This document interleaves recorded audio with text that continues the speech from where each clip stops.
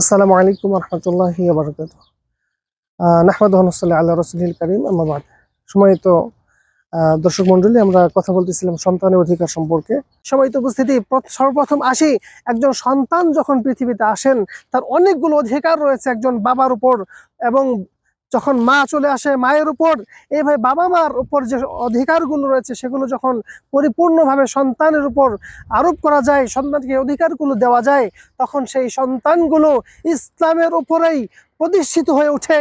আপনাদেরকে যদি ইতিহাস থেকে একটি ঘটনা বলি, এটি ইতিহাসের ঘটনা, এটা কোরআন সুন্নাহর ঘটনা নয়। সেই ইতিহাসে উল্লেখ করা হয়েছে, কোন একজন বাদশাহ তিনি তার সন্তানকে একটি সেনাবাহিনীর প্রধান করে যুদ্ধে পাঠিয়েছেন।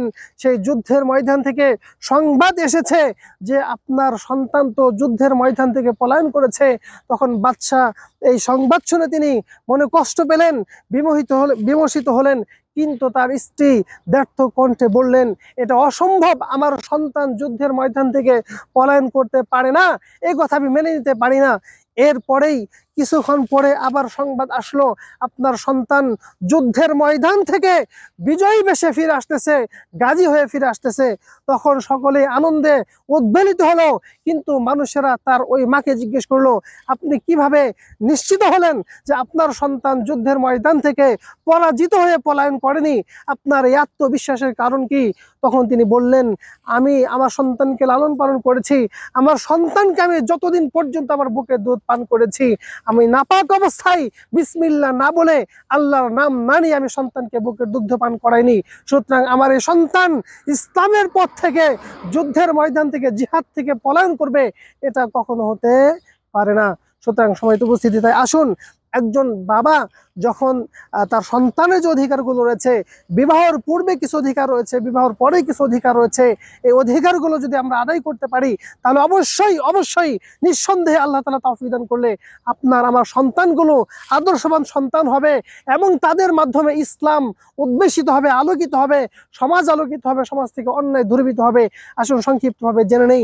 রাসূলুল্লাহ সাল্লাল্লাহু আলাইহি ওয়াসাল্লাম বলেছেন, তুনকাহুল মারআতু লিআরবাইন, লিমালিহা ওয়া লিহাসাবিহা ওয়া জামালিহা ওয়া দীনিহা ফাযফার বিযাতিদ দ্বীন।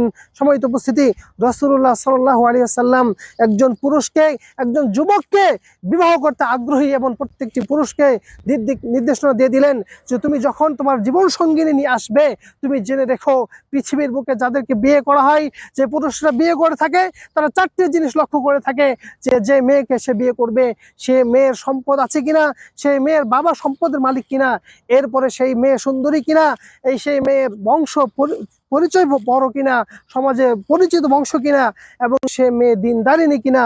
সর্বশেষ যেটা লক্ষ্য করা হয়, মেয়ে দিনদারিনী কিনা। রাসূলুল্লাহ সাল্লাল্লাহু আলাইহি সাল্লাম বললেন, ফাযফার বিযাতিদ দ্বীন, তুমি বংশ, সম্পদ, সৌন্দর্য না দেখে তুমি সর্বপ্রথম তার দিনদারিতা দেখো।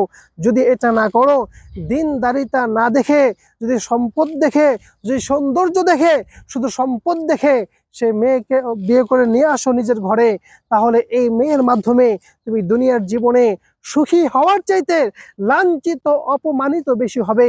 রাসূল সাল্লাল্লাহু আলাইহি ওয়াসাল্লাম বলেন, তারিবাত ইয়াদাকা, এর মাধ্যমে তিনি বোঝাতে চাইলেন যে এই মেয়েকে দিনদারিনী দেখে যদি বিয়ে না করে নিয়ে আসি, তাহলে সেই মেয়ের মাধ্যমে আমার লাঞ্ছিত হওয়াটা, অপমানিত হওয়াটা সুনিশ্চিত।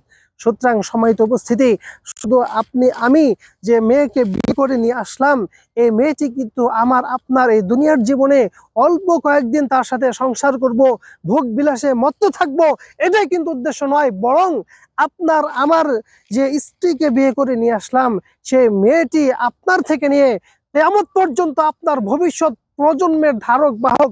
কারণ এই নারীর মাধ্যমে, এই মেয়ের মাধ্যমেই যে সন্তান আসবে, সেই সন্তানই তো আপনার আগামী প্রজন্ম হয়ে পৃথিবীতে গড়ে উঠবে।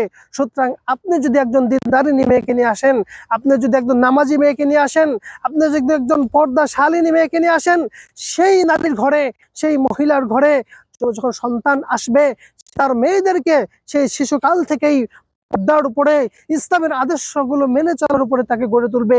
অনুরূপভাবে আপনার সন্তান ছেলেরা আসবে, তাদেরকে ইসলামের যে বিধানগুলো ছেলের জন্য প্রযোজ্য, সেই ছেলেকে সেই বিধানগুলো শিখিয়েই তাকে গড়ে তুলবে, নামাজের সময়ে নামাজে পাঠিয়ে দিবে। একজন মা যখন নামাজি হবেন, একজন মা যখন পর্দাশীলা হবেন, কখনোই তার সন্তানদেরকে তিনি বেনামাজি থাকতে দিবেন না, তার সন্তানদেরকে তিনি কখনো পর্দাহীনভাবে বেহায়াপনা নিয়ে নির্লজ্জভাবে তাদেরকে গড়ে উঠতে দিবেন না। সুতরাং আপনার ভবিষ্যৎ যদি আলোকিত হতে চায়, আপনার সন্তানদেরকে যদি সুন্দরভাবে গড়ে তুলতে চান, তাহলে অবশ্যই আপনাকে একজন নেককারিনী দিনদারিনী মেয়েকে বিয়ে করতে হবে। এটা শুধু আপনার ভবিষ্যৎ প্রজন্মকে রক্ষা করার জন্য নয়, আপনার দুনিয়ার জীবনটাকে সুখময় হওয়ার জন্য একজন দিনদারিনী নারীর অত্যন্ত প্রয়োজন। রাসূলুল্লাহ সাল্লাল্লাহু আলাইহি সাল্লাম বলেন, আদ-দুনিয়া কুল্লুহা মাতাউন ওয়া খায়রু মাতাইদ দুনিয়াল মারআ সালিহা। দুনিয়াতে যা কিছু আছে সকল কিছুই হলো ভোগ বিলাসের জন্য, আর এই ভোগ বিলাসের মাঝে সর্বশ্রেষ্ঠ যেটা, সেটা হলো একজন দিনদারিনী নারী। একজন পুরুষ যখন একজন দিনদারিনী নিয়ে আসে, যেই স্ত্রী জানে তার স্বামীর কি অধিকার, যে স্ত্রী জানে স্বামীকে মনে কষ্ট দিলে তার দুনিয়ার জীবনটাও হবে দুঃখময়, পরকালীন জীবনেও তাকে কষ্টে থাকতে হবে, জাহান্নামে যেতে হতে পারে, সুতরাং ওই মেয়ে কখনো তার স্বামীকে কষ্ট দিবে না। মুসনাদে আহমদ একটি হাদিস রয়েছে যেখানে রাসূলুল্লাহ সাল্লাল্লাহু আলাইহি সাল্লামকে জিজ্ঞেস করা হয়েছিল যে কেমন নারীকে বিয়ে করার জন্য পছন্দ করা যায়।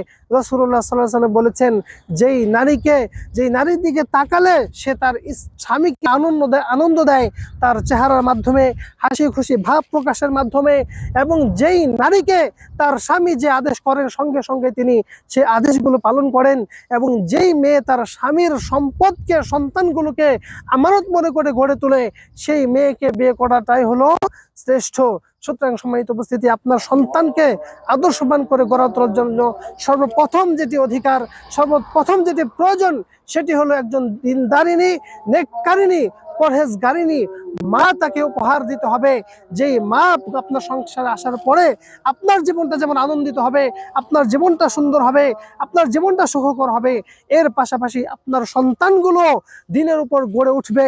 আপনার সন্তানগুলোকে সে সেইভাবে গড়ে তুলবে যেইভাবে গড়ে তুলেছিলেন আমাদের ইতিহাসের মহিয়সী মায়েরা, যাদের তত্ত্বাবধানে, যাদের শ্রেণে গড়ে উঠেছিলেন ইমাম বুখারী, মুসলিম সহ, ইমাম শাফি রাহিমাহুল্লাহ সহ এই মনীষীগণ। সুতরাং সম্মানিত উপস্থিতি, আপনাকে সর্বপ্রথম এই বিষয়টা অবশ্যই মাথায় রাখতে হবে। আপনি যদি একজন দিনদারিনী মেয়েকে ঘরে না আসেন, তাহলে আপনার সুনিশ্চিত দুনিয়ার জীবনে লাঞ্ছনার কোনো শেষ থাকবে না। আর আপনার এই ঘর থেকে যে সন্তানগুলো আসবে, সেই সন্তানগুলি একদিন সমাজে বিশৃঙ্খলা করে বেড়াবে, সেই সন্তানগুলি একদিন ইসলামের বিরুদ্ধে কথা বলবে, সেই সন্তানগুলি একসময় ইসলাম নিয়ে কটূক্তি করবে, ইসলামকে পৃথিবীর বুকে লাঞ্ছিত করার চেষ্টা করে যাবে। সুতরাং সন্তানের সর্বপ্রথম যে অধিকার, সেটি হলো তাকে একটি ভালো মা উপহার দিতে হবে। এরপরে এই সন্তানের আরেকটি অধিকার রয়েছে,